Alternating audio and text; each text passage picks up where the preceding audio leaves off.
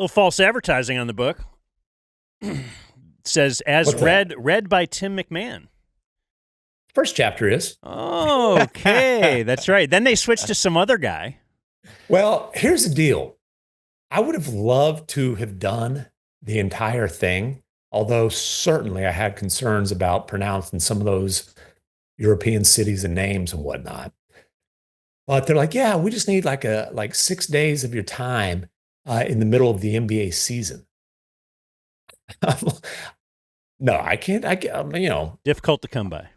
My bosses at ESPN were extremely gracious in allowing me to do this, and basically in kind of from mid-July until training camp, really over the last 3 years, not putting a lot on my plate during those times, right? Because that's when all the work in the book was basically done. Like, you're doing reporting and interviews throughout the season anyways, but that's when the writing and the trip to Slovenia and Germany with the Slovenian national team were done.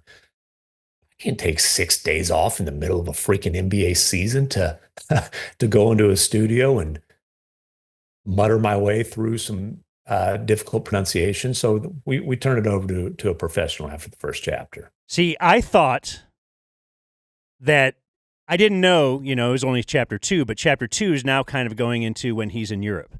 And I thought, they got a European guy for the same reason that you're saying, pronouncing European names.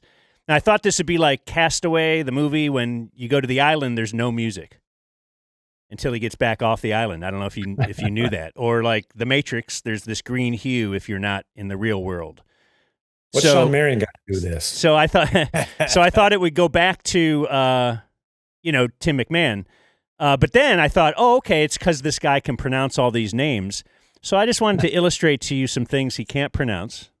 Here we go. During a second quarter timeout, standing in front of the full-figured male dance squad, known as the Mavs Manny AACs.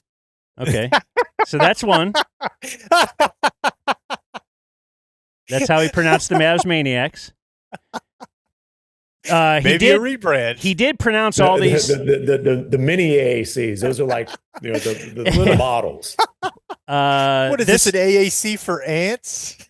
This one stood out because this is a European player. Uh-oh. As the Mavs were playing the Nuggets in Dallas, news broke that Utah Jazz center Rudy Gobert had tested positive for COVID-19.